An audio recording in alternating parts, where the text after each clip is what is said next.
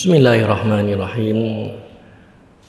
Assalamualaikum warahmatullahi wabarakatuh. Innal hamdalillahi nahmaduhu wa nasta'inuhu wa nastaghfiruh wa na'udzu billahi min syururi anfusina wa min sayyiati a'malina. May yahdihillahu fala mudilla lahu wa may yudlil fala hadiyalah. Asyhadu an la ilaha illallah wahdahu la syarika lah. Wa ashhadu anna Muhammadan abduhu wa rasuluh la nabiyya wa la rasula ba'dah. Qala Allah Ta'ala fi kitabihil karim. A'udzu billahi minasy syaithanir rajim. Bismillahirrahmanirrahim. Ya ayyuhalladzina amanu taqullaha haqqa tuqatih wa la tamutunna illa wa antum muslimun. Qala Rasulullah sallallahu alaihi wasallam, man salaka tariqan yaltamisu fihi ilman sahhalallahu lahu bihi tariqan ilal jannah. Sadaqallahul azim, sadaqa rasulin karim, wa nahnu ala dhalika minasyahidin wasyakirin walhamdulillahi rabbil alamin. Hadirin jamaah salat maghrib dan salat isya rahimakumullah. Alhamdulillah, kita bersyukur dan memuji Allah Subhanahu wa taala bahwa Allah Subhanahu wa taala masih memberikan kita berbagai nikmat-Nya.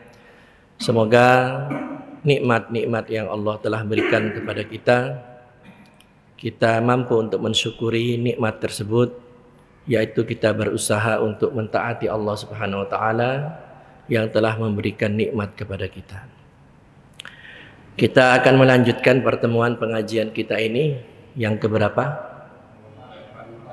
Ya, ini pertemuan yang ke-24. Sepekan yang lalu sudah saya sampaikan ya, kondisi kaum Yahudi yang ada di Madinah di zaman Rasulullah. Ya. Dan sebab-sebab mereka tidak ingin beriman kepada Rasulullah. Walaupun salah satu tokohnya seorang rabbi, ya, seorang pendeta yang terkenal dari kalangan mereka, yaitu Abdullah bin Salam, telah menyatakan masuk Islam setelah menguji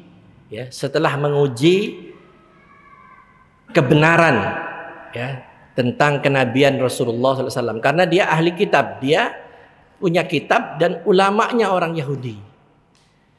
Ya, jadi dari sekian banyak orang Yahudi dari 3 suku, Bani Qainuqa, Bani Nazir, Bani Quraidah, ada 3 suku besar di Madinah, hanya 1 orang ini saja yang masuk Islam. Karena apa? Jujur. Ya, dia jujur. Nah, sedangkan yang lain, ya, walaupun mereka tahu sifat-sifat Nabi yang ada di kitab mereka, mereka menolak.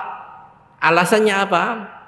Karena Rasulullah Muhammad SAW bukan dari garis keturunan Bani Israel. Israel itu Yakub, bukan dari garisnya Nabi Yakub, tapi Rasulullah SAW dari garis Bani Ismail alaihi salam. Karena itu sebab yang paling besar mereka menolak kenabian Rasulullah. Sedangkan Abdullah bin Salam, ya, dia membenarkan setelah dia uji. Saya sudah sampaikan bagaimana cara dia menguji Nabi, ya, sepekan yang lalu. Sampai dia membenarkan, dan sikap Abdullah bin Salam ini, karena sikapnya ini Allah turunkan wahyu dalam surat Al-Ahqaf ayat yang ke-10. Saya sudah sampaikan sepekan yang lalu. Ayat itu memuji Abdullah bin Salam.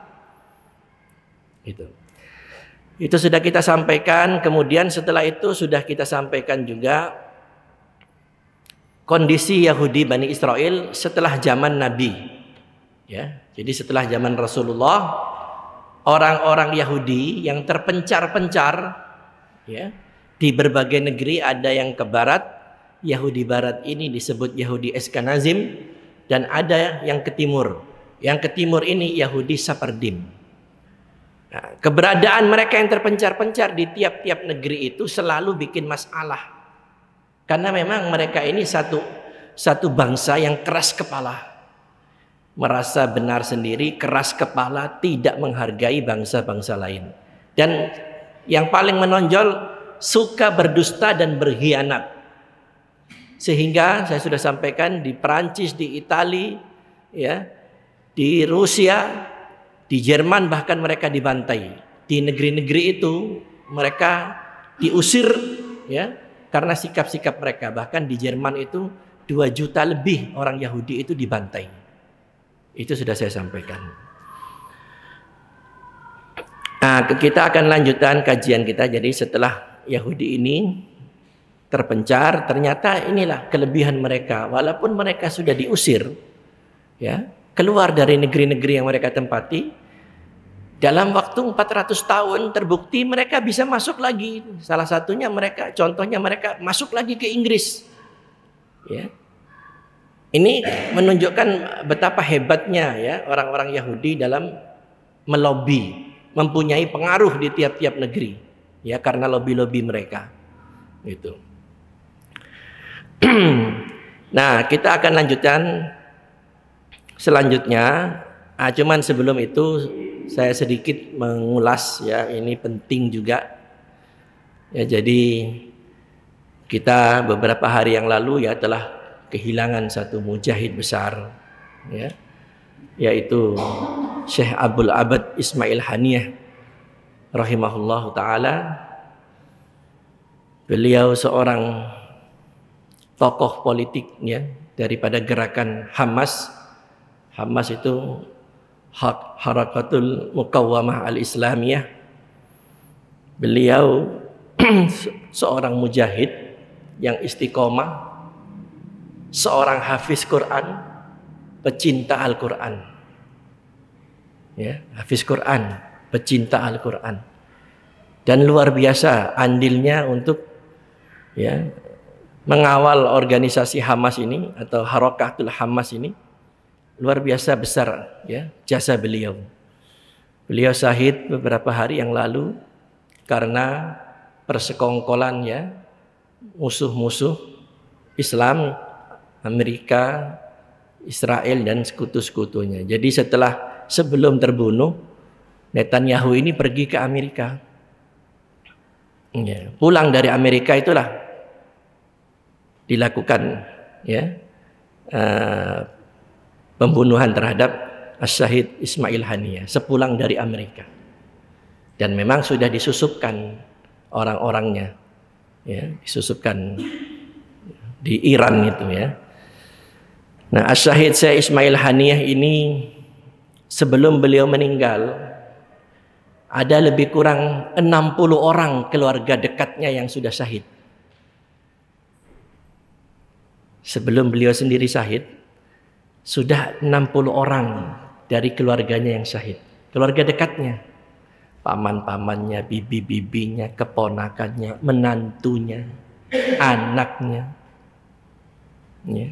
Dan terakhir dia menyusul, ya. Karena memang dia ini target yang memang paling diburu. Ada 2 orang yang sampai sekarang ini paling diburu. Yang satu ini belum kena, ya. Yang satu ini Yahya Sinwar. Kalau Ismail Haniyah ini biro politik, pemimpin politiknya. Yahya Sinwar ini panglima lapangan yang menguasai ketentaraan Hamas, panglimanya Hamas. Yahya Sinwar ini diburu sampai sekarang, tapi Allah masih melindungi beliau. Yang kena Ismail Haniyah. Dan orang-orang ini, para petinggi-petinggi Hamas itu orang yang sadar, tahu mereka memperjuangkan Hamas ini, itu di kepala mereka itu sudah tertulis calon syuhada. Ya, di otak mereka itu sudah tertulis, saya ini insya Allah calon syuhada. Bukan di kepala mereka ini insya Allah saya jadi petinggi, jadi pembesar, jadi presiden. Gak ada itu. Ya. Mereka sadar resikonya nyawanya mereka, tahu. Ya. Ya, tetapi ya itulah, ini orang-orang luar biasa. Ya, jadi sebelum beliau, guru beliau Syekh Ahmad Yasin rahimahullah, tahun 2004, Syekh Ahmad Yasin pendiri Hamas ini, Hamas didirikan 1987. Syekh Ahmad Yasin ini beberapa kali masuk penjara, padahal orangnya lumpuh total. Hanya kepalanya saja yang bisa digerakkan. Dia lumpuh, ketika umur 14 tahun, ketika mengikuti pertandingan gulat, kena musibah, lumpuh total. Beberapa kali keluar masuk penjara. Tetapi apakah dia jera? Tidak. Karena dia berjuang untuk apa? Mempertahankan bumi Islam. Ya, bukan cari jabatan. Ya, untuk apa model orang seperti beliau cari jabatan? Sampai akhirnya 2004 beliau keluar dari masjid di dekat rumahnya, sholat subuh, dihantam oleh roket, bukan peluru biasa, roket. Ya, dihantam oleh roketnya Yahudi Israel, sehingga beliau dan beberapa orang yang ada di dekat beliau itu syahid 2004. Ya, kemudian setelah beliau syahid diteruskan oleh Abdul Aziz Ar-Rantisi. Ya, Abdul Aziz Ar-Rantisi, ya, seorang mujahid juga, ya, intelektual Islam. Ya.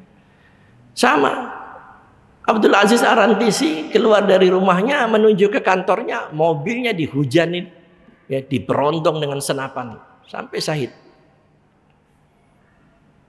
Ya, dan yang ketiga ini beliau, ya, Syekh Abdul Abad Ismail Haniah rahimahullah ta'ala. InsyaAllah beliau syahid. Orang-orang ini persis seperti apa yang dikatakan oleh Allah Subhanahu wa ta'ala dalam surat Al-Ahzab itu. Ya. Orang-orang yang membenarkan, ya, orang-orang yang membenarkan janji Allah. Ya. Mereka berjanji kepada Allah. Apa janjinya? Innallaha ashtara minal mu'minina anfusahum wa amwalahum bi anna lahumul jannah. Ini janji mereka. Mereka akan memberikan nyawanya dan hartanya di jalan Allah, yang kemudian karena itu Allah akan menukarnya dengan surga. Ini janji, transaksi dengan Allah. Ya. Nah, janji mereka itu tidak pernah mereka rubah. Mereka wujudkan. Maka Allah katakan, minal mu'minina rijalun sadaqu ma ahadu 'ala Allah, ahadullah alaihi. Faminhum man qada nahbahu wa minhum man yantadir wa ma baddalu tabdila. Ya, ada di antara orang-orang yang mereka itu memenuhi janjinya kepada Allah. Ya. Sebagian dari mereka itu wa minhum man qada nahbahu, sebagian mereka sudah selesai, ditunaikan janjinya, sudah syahid. Wa minhum man yantadir, sebagian masih menunggu. Wa ma baddalu tabdila, dan mereka tidak pernah menukar janji-janjinya kepada Allah. Allah memuji orang-orang seperti mereka ini. Ya, walaupun tidak sedikit orang-orang yang mencela mereka. Tidak sedikit, bahkan memfitnah mereka. Ya, orang sudah jual nyawanya kepada Allah, habis segala-galanya, masih ada di kalangan kaum muslimin ini, ya, yang tega-teganya menghina, mencela. Bahkan ada yang senang dengan matinya beliau ini, senang, bergembira. Ya, ada yang bergembira dengan meninggalnya beliau ini. Padahal beliau ini berjuang untuk seluruh kaum muslimin, untuk mewakili seluruh umat Islam di dunia. Ya, darahnya yang paling berharga, nyawanya diserahkan. Ya.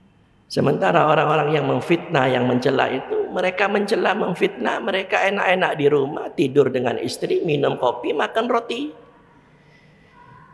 gak berbuat apa-apa. Kok tega-teganya mencela orang seperti beliau ini? Tetapi memang kriteria waliullah, ya, kriteria waliullah itu apa? Yujahiduna fi sabilillahi wa la yakhafuna laumata laim. Surat Al-Maidah ayat 55. Ya ayyuhalladzina amanu may yartadda minkum an dinihi. Ya, hai orang-orang yang beriman, siapa di antara kalian yang murtad dari agamanya? Murtad ini bukan berarti hanya keluar dari Islam masuk agama lain, bukan itu maksudnya. Siapa yang surut ke belakang setelah dia tahu kebenaran, dia tidak ingin melaksanakan kebenaran, mundur ke belakang. Ya, siapa di antara kalian yang murtad? Allah nggak butuh. Allah nggak butuh. Fasaufa ya'tillahu biqaumin. Allah akan datangkan kaum yang lain. Allah nggak butuh kepada orang seperti itu, diakhirkan oleh Allah. Nah, orang yang lain yang akan didatangkan oleh Allah itu apa ciri-cirinya? Yujahiduna fi sabilillah. Mereka berjuang di jalan Allah.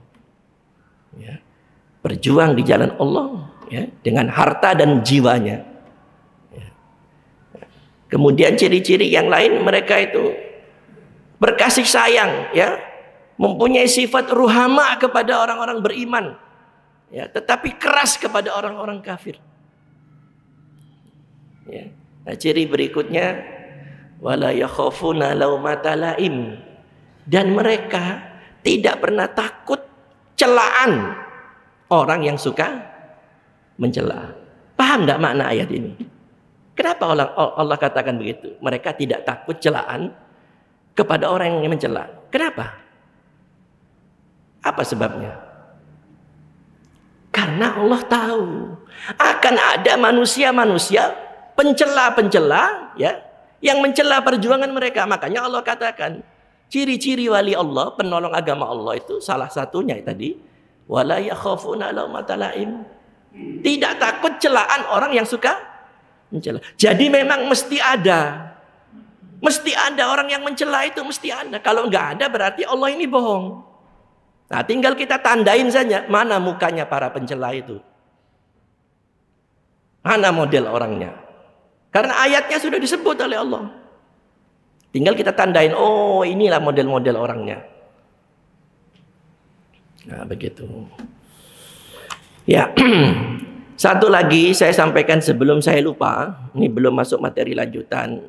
Ini ada satu yang mengganjal di hati yang luar biasa, ya. Peristiwa berapa hari yang lalu. Ya, perginya 5 orang ke Israel itu. Ternyata memang sebelum itu sudah ada kesepakatan. Ya, maka tadi saya share video di grup masjid itu. Ya, saya share video. Bagaimana imam besar, seorang profesor, imam besar Masjid Istiqlal, tanggal 6 Juni, ya, 6 Juni 2003 yang lalu, ya, beberapa bulan sebelum peristiwa 7 Oktober itu, penyerangan Hamas, itu di Istiqlal dia gunting pita meresmikan berdirinya kantor, ya, yang disebut American Space. American Space itu apa? Ruangan Amerika. Berdiri kantor American Space, ya. Kemudian gunting pita, dia yang gunting pita, kan saya kirim dengan video-videonya itu. Imam besar Istiqlal, dia gunting pita meresmikan berdirinya kantor American Space. Ruangan Amerika. Di mana? Di dalam Masjid Istiqlal. Di area, bukan di dalam tempat sholatnya tentunya, ya, di area masjid itu. Ternyata berdirinya American Space ini ada kaitannya dengan AJC. Apa AJC? American Jewish Council. Apa maknanya? AJC ini betul memang lembaga ini oleh orang-orang Amerika, tetapi ini pintu masuknya orang-orang Yahudi lewat lembaga ini. Nanti AJC itu mengenalkan tentang Yahudi, tentang orang-orang di Israel, ya, bagaimana budaya mereka, pertukaran budaya, dialog, ya. Itu kerjaan AJC. Tujuannya apa? Supaya image negatif tentang Israel ini bisa dihapus. Jadi mereka butuh satu tempat itu sudah dapat di Masjid Istiqlal, ya, dan sudah di lembaganya sudah disiapkan oleh orang-orang Amerika, AJC namanya. Akhirnya ketua AJC-nya terbukti orang yang namanya Ari Gordon. Ari Gordon ini Yahudi murni. Dan sudah mengadakan pertemuan beberapa kali di Masjid Istiqlal. Tujuannya apa? Tujuan intinya melalui meeting-meeting pertemuan, pertukaran informasi, pertukaran budaya, dialog-dialog. Tujuan besarnya apa? Menghapus image negatif tentang Israel, tentang Yahudi. Itu tujuannya. Coba lihat imam besar. Masya Allah, ini akidah. Apa ini? Padahal Allah melarang. Ya ayyuhalladzina amanu la tattakhidul yahuda wan nasara awliya ba'duhum awliya ba'din. Banyak ayat seperti ini, banyak. Ya. Hei orang-orang yang beriman, jangan kamu jadikan orang-orang Nasrani, orang Yahudi sebagai teman-teman dekatmu. Allah yang melarang. Ya. Walaupun orang-orang ini tidak mewakili lembaganya. Ya. Termasuk 5 orang yang ke Israel itu orang-orang dari NU, Nahdlatul Ulama. Nah, tetapi tokoh-tokoh NU marah, merasa kecolongan. Itu. Nah, inilah yang terjadi. Ya, jadi kalau dulu, bahkan menurut informasi ini orang-orang seperti ini, kaki tangan mereka ini lebih Yahudi daripada Yahudi.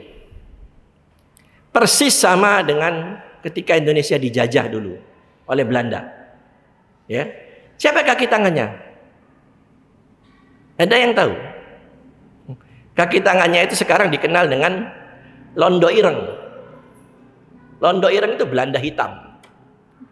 Orang Indonesia, ya, yang direkrut oleh Belanda, dipersenjatai. Orang Indonesia sendiri ini, ya, dimanfaatkan oleh Belanda untuk menindas sesama anak bangsa. Oh, itu mereka itu lebih kejam. Lebih kejam. Itu. Nah, strategi itu rupanya berulang kembali. Ya, naudzubillah min dzalik. Ini memang akhir zaman, luar biasa. Di masjid jantung kota kebanggaan umat Islam Indonesia, Istiqlal, ada kantor perwakilan Yahudi. Coba. Nauzubillah min dzalik. Maka saya kirim videonya supaya jangan dianggap kita ngomong nggak ada punya bukti. Itu nggak bisa direkayasa. Gunting pita. Ya. Ya baik, kita lanjutkan.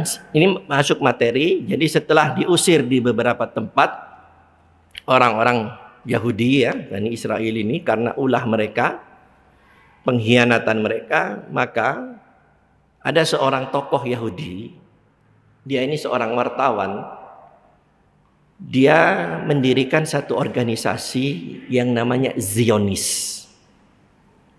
Zionis, ya, Zionis. Apa makna Zionis ini? Nah, ternyata Zionis ini, Zion itu nama salah satu bukit yang ada di Yerusalem. Zion ini nama salah satu bukit yang ada di Yerusalem. Orang Yahudi, logat Yahudi, ya, menyebut Zion. Tapi orang Palestina asli, orang Arab Palestina menyebutnya Suhyun. Dan itu ada di Yerusalem. Ya, didirikan oleh Theodor Herzl namanya. Ini tokoh berpengaruh, ya. Herzl ini tokoh sentral, ya. Dia mendirikan, ya, organisasi namanya Zionis. Ya, didirikanlah. Tujuannya apa? Gerakan yang didirikan oleh Herzl ini pada satu waktu nanti, pada saatnya, ya, akan mengumpulkan seluruh orang-orang Yahudi untuk masuk lagi ke tanah Palestina, menuju ke Zion. Maksudnya itu, ya, masuk kembali ke Palestina. Jadi kalau sudah menyebut Zion itu sudah pasti Palestina. Maka gerakannya Zionis. Intinya didirikan gerakan itu satu gerakan, ya, orang-orang Yahudi yang punya tujuan ingin masuk dan menguasai kembali Palestina karena mereka menganggap Palestina ini land of promise. Tanah atau bumi yang dijanjikan Tuhan. Itu. Maka tahun 1897 Herzl ini mengumpulkan orang Yahudi yang tercecer-cecer, ya, di berbagai negara, dikumpulkan oleh Theodor Herzl ini, ya, di satu tempat, satu kota yang bernama Basel di Swiss. Terkenal pertemuan ini dengan pertemuan Basel. Ya, kota Basel itu ada di Swiss. Dikumpulkan orang-orang tokoh-tokoh Yahudi di Basel ini. Intinya apa? Herzl menyampaikan kepada tokoh-tokoh Yahudi, sudah saatnya kita masuk kembali ke Palestina. Maka segala upaya yang mengarah agar kita masuk ke Palestina harus dibicarakan sekarang. Ya, mulai strateginya apa yang harus dipakai, siapa orang-orang yang punya pengaruh di tiap-tiap negara untuk memuluskan ide ini, dananya harus dipersiapkan. Nah, itu dibicarakan di pertemuan Basel ya, tahun 1897. Akhir abad ke-18. Ya. Dan Herzl mengatakan di pertemuan ini, rencana ini tidak boleh lama. Dia memberikan waktu paling lama ya, paling lama rencana ini harus sukses. Perlu waktu ya, hanya 25 tahun. Jadi Herzl membuat target dalam 25 tahun orang-orang Yahudi yang tercecer-cecer itu harus bisa masuk kembali ke Palestina. Nah, itu inti pertemuan Basel. Ya, maka disahkanlah ya resolusi seperti itu. Intinya orang Yahudi yang tercecer-cecer dengan segala kemampuan mereka, pengaruh-pengaruh mereka, semuanya berbuat satu tujuan. Bagaimana Yahudi bisa masuk ke Palestina. Hadirin jamaah rahimakumullah, tetapi dalam perjalanannya orang Yahudi melihat ada satu penghalang yang besar yang membuat ide mereka ini nggak bisa berhasil. Ada satu penghalang yang sangat sulit. Apa itu? Masih adanya khilafah Islamiyah, ya, yaitu Daulah Utsmani yang saat itu pemimpinnya Sultan Abdul Hamid yang kedua. Saat itu Palestina dalam kekuasaan Turki Utsmani, ya, yang memegang sebagai khalifah Sultan Abdul Hamid kedua. Jadi kata Herzl dan tokoh-tokoh Yahudi, penghalang yang paling besar ini adanya khilafah ini. Sultan Abdul Hamid penghalangnya, karena nggak bakal, sulit untuk bisa menaklukkan seorang Sultan Abdul Hamid. Ya, terbukti dicoba. Ya, Herzl mempengaruhi orang-orang Rusia ya, yang punya hubungan dengan Sultan Abdul Hamid, minta untuk bertemu. Ya, dilobilah Sultan Abdul Hamid ini ya, agar bisa menemui Herzl. Tetapi Sultan Abdul Hamid nggak mau, ditolak, nggak mau. Beberapa kali ya, lewat pembesar Jerman yang menjadi sekutu. Saya sudah sampaikan yang sepekan yang lalu, Jerman itu sekutunya Daulah Utsmaniyah dalam Perang Dunia Pertama. Lewat pembesar Jerman ya, sampai akhirnya berhasil juga ya, lobby orang-orang Jerman tahun 1901 Herzl ya boleh menginjakkan ya istana kebesaran daripada Sultan Abdul Hamid II, namanya Istana Yaldas ya, Istana Yaldas. Datanglah Herzl ya, setelah dibuka pintu oleh orang-orang Jerman ya, petinggi Jerman, tokoh-tokoh Jerman, akhirnya dapat jalan untuk bisa menemui Sultan Abdul Hamid yang kedua. Nah, singkatnya Herzl berhasil menemui Sultan Abdul Hamid yang kedua. Apa inti pertemuan itu? Herzl dengan menunduk ya, dengan merasa dirinya kecil, mengungkapkan kepada Sultan Abdul Hamid II seperti ini kira-kira bahasanya.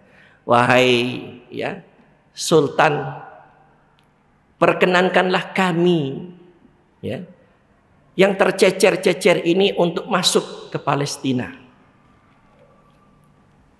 Berikan kami jalan agar kami bisa masuk ke Palestina. dan berikan kami tempat walaupun secuil. Ya, minta diberikan tempat untuk bisa masuk ke Palestina. Ya. Dengan segala hormat. Dan untuk tujuan itu kami sudah menyiapkan, ya. Yang pertama, kalau Paduka Sultan berkenan, ya, kami sudah siapkan, ya, 150 juta pound sterling. Itu akan masuk ke kantong pribadi Tuan Sultan. Itu saat itu, ya. Itu yang pertama. Yang kedua, kami akan bebaskan hutang-hutang Daulah Turki Utsmani. Ya, jadi Turki mempunyai hutang ke beberapa negara. Kata Herzl, kami akan bebaskan hutang-hutang itu. Yang ketiga, kami akan buatkan armada laut, angkatan laut yang kuat di Turki ini untuk Daulah Utsmani. Coba lihat hebatnya Yahudi ini, ya, hebatnya orang Yahudi. Maka jangan heran sampai sekarang urusan fulus, ya, dan urusan dunia ini semuanya dipelintir begini oleh Yahudi. Jangankan negeri-negeri, ya, yang ya kelas-kelas menengah, superpower Amerika aja dipelintir begini oleh Yahudi. Sampai hari ini, ya, yang menguasai uang sampai hari ini Yahudi, ya, menguasai bank-bank besar itu Yahudi.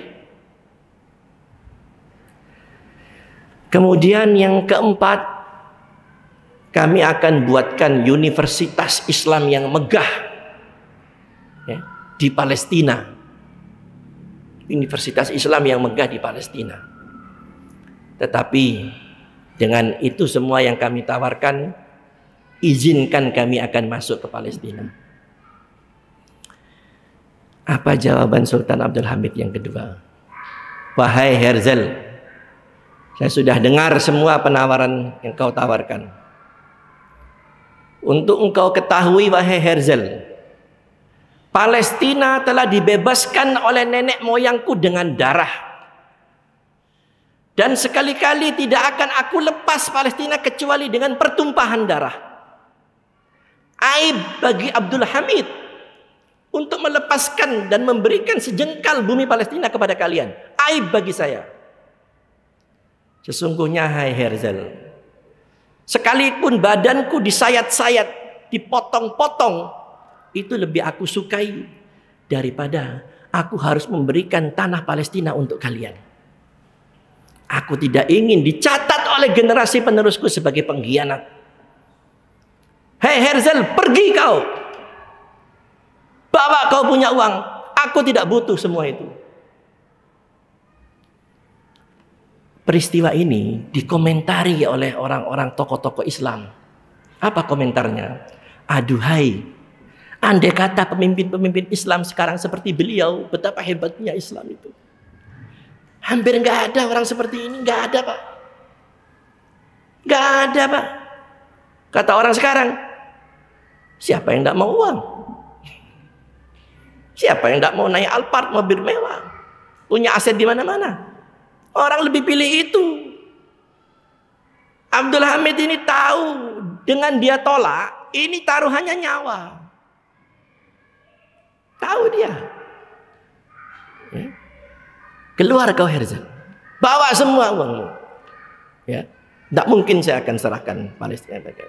Ini pemimpin. Ya, hampir nggak ada pemimpin seperti ini. Sultan Abdul Hamid inilah yang membantu perjuangan rakyat Aceh melawan Belanda.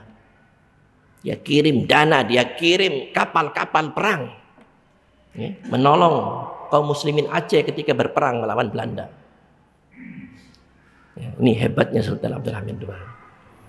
Tapi hari ini kita tidak punya sosok seperti beliau ini. Akhirnya Islam ini lemah. Ya, bahkan kemarin ini meninggalnya Ismail Haniyah ini, nyaris tidak ada pemimpin Arab itu yang hadir. Coba bayangkan, seperti itu mentalnya. Bukan rumor, nyata. Tidak ada pemimpin Arab yang hadir. Tetapi syukur, ya, peristiwa menyolatkan ya jenazah Ismail Haniyah dan menguburkan ternyata tidak dihadiri oleh pemimpin Arab, tapi dihadiri oleh para ulama-ulama dunia. Bahkan tokoh pentolan Salafi Mesir, ya, Syekh Hasan itu, ya, hadir. Padahal dia tokoh Salafi itu. Hadir. Ya. Ulama-ulama dari Afrika, dari Mauritania, dari Sudan hadir. Dan ulama-ulama ya dari berbagai negeri hadir. Tapi pemimpin-pemimpin Arab tidak ada. Itulah model manusia-manusia yang hari ini memegang kuasa untuk mengatur negeri-negeri Islam. Itulah modelnya. Coba. Ya, kita nggak bicara negara Arab saja seperti itu. Jadi sekarang kita ini kehilangan, ya, kehilangan satu kebanggaan kita. Apa? Hilangnya khilafah itu melemahkan Islam. Ya, melemahkan Islam. Ketika khilafah masih tegak, nggak berani orang kafir macam-macam, Pak. Orang Inggris pernah mau mengadakan pertunjukan opera, ya, opera yang isinya menghina Nabi Muhammad SAW. Orang Perancis, ya, katakan, didengar oleh orang-orang Islam.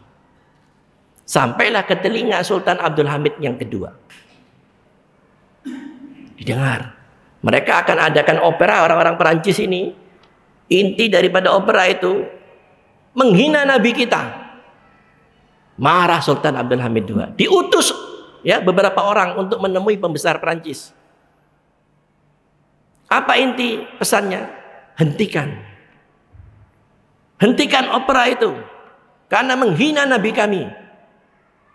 Sultan marah besar. Yang marah ini Sultan. Pemimpinnya umat Islam seluruh dunia. Berhenti, Pak. Gak berani. Akhirnya penyelenggara acara ini pindah, diadakan di Inggris. Ini sejarah ini, Pak. Diadakan opera itu di Inggris, didengar oleh Sultan Abdul Hamid II. Diutus lagi utusan, hentikan. Tapi apa jawaban orang-orang Inggris? Tidak mungkin. Ya. Bangsa negeri kami ini negeri yang menjunjung tinggi hak asasi manusia. Tidak mungkin katanya. Utusan ini melapor kepada Sultan, marah Sultan Abdul Hamid II. Datangi lagi. Beritahu kalau bangsa Inggris tidak mau menghentikan ini, Abdul Hamid akan umumkan jihad akbar, seluruh dunia kaum muslimin berperang melawan kalian. Datang putusan itu menyampaikan kalau kalian orang-orang Inggris ngotot ingin melaksanakan, pemimpin kami akan umumkan ke seluruh kaum muslimin dunia jihad akbar melawan kalian. Berhenti. Begitu hebatnya, begitu kuasanya ketika khilafah tegak. Tapi hari ini itu tinggal kenangan. Ya, bahkan khilafah hari ini ya sudah disingkirkan gitu. Dianggap sesuatu yang menakutkan. Dari hebatnya orang kafir sampai orang Islam sendiri anti kepada. Kalau kafir ya kita nggak heran. Ini orang Islam. Nah, ini yang terjadi. Nauzubillah min dzalik. Sudah azan ya? Azan tuh. Oh, iya. Ya, karena sudah azan ya kita insyaallah kita lanjutkan pekan depan ya. Mudah-mudahan tidak ada halangan, kita akhiri dulu. Subhanakallahumma bihamdika asyhadu an la ilaha illa anta astaghfiruka wa atubu ilaik. Assalamualaikum warahmatullahi wabarakatuh.